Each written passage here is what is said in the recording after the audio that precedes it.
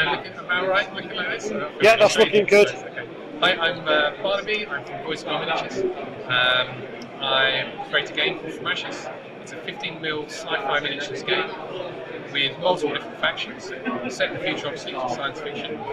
You have some sort of cyborg faction who bring their bodies, the enemies, back to life. You've got the First Dominion, who are mining slaves who have broken free of their bonds and now crusading across the galaxy. There's the SFA, who are the elite troopers with railguns and exosuits, stuff like that, and others. The game itself, From Ashes, is an alternative action game, meaning that each squad activates, and you have another squad activating. Each thing's got 2 commands as well, so that means you can do whatever you like with those 2 commands. You can move twice, shoot twice, move once, shoot once. It really is up to you. But if you ever interact with your opponent's models, they can try and react and use one of their actions to shoot back, get out of the way, whatever it is. It really is up to you. So I think part of the game is that blended engagement with your opponent, rather than waiting to see what they do and it's your go. Perhaps it falls like that. It's much more everyone's tangled in together. That's kind of it, really. And it's working well so far. It's a lot of fun. Yeah, it sounds quite a fun game. And how long did it take you to write the rules? Wow, now that's a good question. So the rules themselves are free to download. They're actually a living rule set, so they are updated with playtest feedback and also feedback from the customer base as well. But they've probably been worked on them for a few years now, probably about 4 years, and it's steadily just growing strength to strength and improving with each edition as well. Yeah, I mean, if you want, I'll put a link in the description. People can then have a look at it. Yep. So, do you want to talk us through some of the figures that you produce? Because there's some really nice figures. Absolutely. So we'll start with the Zero Cherokee. That's these guys. These are the cyborgs.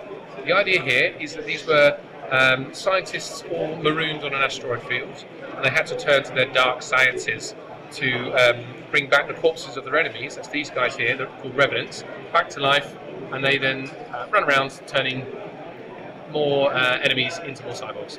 That's the kind of theme there. But they've also got these big walking tanks, like this is called the Overlord, and this obviously stomps forward, firing its big plasma cannon. But there are different variants as well. For example, all the parts come off like this. And there's another variant called the Vector. That's this one. And the idea behind this, it can use its big plasma bombard to siege its enemies, or it can actually use the pods at the back here, just turn it around so you can see that, to replenish fallen cyborgs. So that's the idea behind that. So everything's got like a theme, a tactic that the army works around.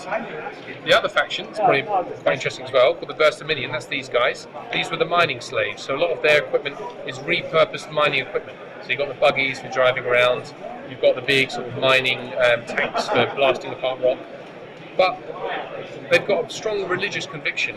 So you have this chap here, like a sort of an angry preacher on the back of his buggy, rolling forward, chanting his forces ever onwards. And they've also got mutants. If you look over these guys here, so these were genetically engineered by the slave masters, and they now use them as beasts of burden, if you like, to fulfill certain battlefield roles and that kind of thing. And there we go.